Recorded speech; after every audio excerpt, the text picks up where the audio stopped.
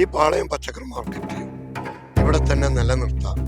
ആധുനിക രീതിയിൽ ഇത് നവീകരിച്ച് സൗകര്യപ്രദമായ ഒരു സംവിധാനത്തോടു കൂടി ഇവിടെ തന്നെ സ്ഥലമുണ്ട്. കോഴിക്കോട് കോർപ്പറേഷൻ 2009 ആരും അറിയാതെ കൽക്കത്ത അരമന ഡെവലപ്മെന്റ് കമ്മിറ്റി 35 വർഷവും 7 മാസവും 7 ദിവസവും ലീസിന് കൊടുത്തിരിക്കുന്ന ഒരു പ്രൈവറ്റ് കമ്പനിക്കാണ്.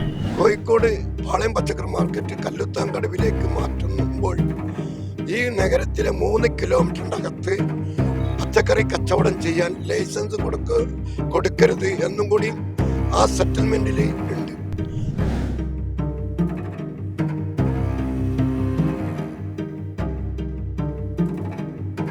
ഈ പാളയം മാത്രം മാറ്റിയോണ്ട് ഇവിടുത്തെ ബ്ലോക്ക് തീരൂല. ഈ നഗരത്തിൽ ഏത് വഴിക്ക് പോവാണെങ്കിലും ബ്ലോക്കാണ്. നമസ്കാരം, ഞാനിപ്പോൾ നിൽക്കുന്നത് കോഴിക്കോട് പാളയം മാർക്കറ്റിലാണ്. കോഴിക്കോട് പാളയം മാർക്കറ്റിൽ വന്നിട്ടുള്ളവർക്കറിയാം, എപ്പോഴും ജനനിബിഡമായിരിക്കുന്ന ഒരു സ്ഥലമാണ് കോഴിക്കോട് പാളയം മാർക്കറ്റ്. ഇന്ന് ഈ പാളയം മാർക്കറ്റ് ഇത്തരത്തിൽ ഒഴിഞ്ഞു കിടക്കുന്നതിന് ഒരു കാരണമുണ്ട്. ഇവിടെയുള്ള വ്യാപാരികളെല്ലാം തന്നെ കടമുറികൾ അടച്ചിട്ട് വലിയൊരു പ്രതിഷേധത്തിലാണ്. കോഴിക്കോട് പാളയം മാർക്കറ്റ് നിലവിൽ സ്ഥിതി ചെയ്യുന്ന സ്ഥലത്ത് നിന്ന് മാറ്റി കല്ലുത്താൻ കടവിലുള്ള ഒരു കെട്ടിടത്തിലേക്ക് മാറ്റുന്നതിന് എതിരായിട്ടാണ് നിലവിൽ ഇവിടെ കച്ചവടം നടത്തിക്കൊണ്ടിരിക്കുന്ന വ്യാപാരികളുടെ എല്ലാവരുടെയും പ്രതിഷേധം നടന്നുകൊണ്ടിരിക്കുന്നത്. ചില സ്വകാര്യ ലോബികളെ സംരക്ഷിക്കുന്നതിന് വേണ്ടിയാണ് കോഴിക്കോട് കോർപ്പറേഷൻ ഇത്തരത്തിൽ നിലവിൽ നല്ല രീതിയിൽ പ്രവർത്തിച്ചുകൊണ്ടിരിക്കുന്ന കോഴിക്കോട് പാളയം മാർക്കറ്റ് ഇവിടെ നിന്ന് മാറ്റുന്നത് എന്നാണ് ഇവിടെയുള്ള വ്യാപാരികൾ ഉന്നയിക്കുന്ന പ്രധാനപ്പെട്ട പരാതി. ഇതുമായി ബന്ധപ്പെട്ടുകൊണ്ട് ഇന്ന് അവർ വലിയ രീതിയിലുള്ള പ്രതിഷേധം സംഘടിപ്പിക്കുകയാണ് കോഴിക്കോട് കോർപ്പറേഷൻ ഓഫീസിന് മുൻപിൽ. നമുക്ക് അവരോട് തന്നെ അവർ നേരിടുന്ന ബുദ്ധിമുട്ടുകളെ കുറിച്ച് ചോദിക്കാം. ഇപ്പോൾ ഇന്ന് ഈ കടകളെല്ലാം അടച്ച്, പാളയം മാർക്കറ്റിലെ കടകളെല്ലാം അടച്ചിട്ടിരിക്കുകയാണ്. എന്താ ഇത്തരത്തിലൊരു സമരത്തിലേക്ക് നയിച്ച സാഹചര്യം? പാളയം മാത്രമല്ല, ഗൂഡ്സ് മേഖലയും അനുബന്ധ മേഖലയും ഇന്ന് കടകൾ അടച്ച് ജോലി നിർത്തി ചുമട്ട് തൊഴിലാളികളും ഫുട്പാത്ത് തൊഴിലാളികളും കച്ചവടക്കാരും ഉൾക്കൊള്ളുന്ന ഒരു കോർഡിനേഷൻ കമ്മിറ്റി ഇവിടെ പ്രവർത്തിക്കുന്നുണ്ട്. അതിൻ്റെ ജനറൽ കൺവീനറാണ് ഞാൻ. അപ്പം ഞങ്ങൾ 7ാമത്തെ സമരമാണ് ഇത് ചെയ്യുന്നത്. ഈ 7ാമത്തെ സമരം ഞങ്ങൾ ആവശ്യം ഈ പാളയം പച്ചക്കറി മാർക്കറ്റ് ഇവിടെ തന്നെ നിലനിർത്താം. ആധുനിക രീതിയിൽ ഇത് നവീകരിച്ച് സൗകര്യപ്രദമായ ഒരു സംവിധാനത്തോടു കൂടി ഇവിടെ തന്നെ സ്ഥലമുണ്ട്. ഈ പാളയം പച്ചക്കറി മാർക്കറ്റും പാളയം ബസ് സ്റ്റാൻഡും നമ്മളെ ജയന്തി ബിൽഡിങ്, GH റോഡ്, ഇതൊക്കെ ഉൾക്കൊള്ളുന്ന സ്ഥലങ്ങളടക്കം 5 ഏക്കർ സ്ഥലമുണ്ട്. ഈ സ്ഥലത്ത് ഇവർ പറയുന്ന രീതിയിൽ ഞങ്ങളൊരു മാസ്റ്റർ പ്ലാൻ തയ്യാറാക്കി കൊടുത്തിട്ടുണ്ട്. അത് പ്രകാരം ഇവിടെ എടുക്കുകയാണെങ്കിൽ ഇവിടെ കച്ചവടക്കാർക്കും തൊഴിലാളികൾക്കും ജോലി ചെയ്യാനും കച്ചവടം ചെയ്യാനും ഫുട്പാത്ത് കച്ചവടക്കാർക്ക് അവർ കച്ചവടം ചെയ്യാനൊക്കെ ഉള്ള എല്ലാ സൗകര്യം ഇവിടെ ഉണ്ട്.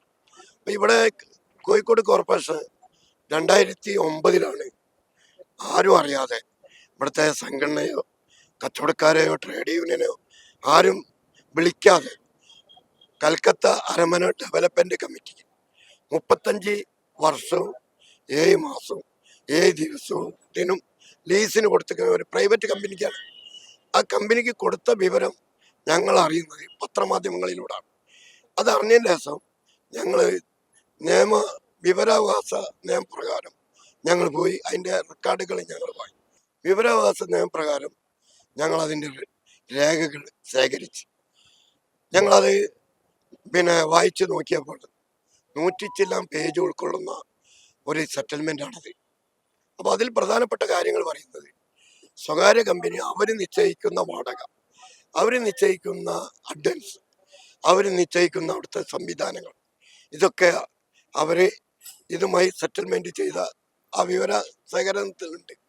മാത്രമല്ല ഇതിൽ വേറൊന്ന് പറയുന്നത്, കോഴിക്കോട് പാളയം പച്ചക്കറി മാർക്കറ്റ് കല്ലുത്താൻ കടവിലേക്ക് മാറ്റുമ്പോൾ ഈ നഗരത്തിലെ 3 കിലോമീറ്ററിന്റെ അകത്ത് പച്ചക്കറി കച്ചവടം ചെയ്യാൻ ലൈസൻസ് കൊടുക്കരുത് എന്നും കൂടി ആ സെറ്റിൽമെന്റിൽ ഉണ്ട്.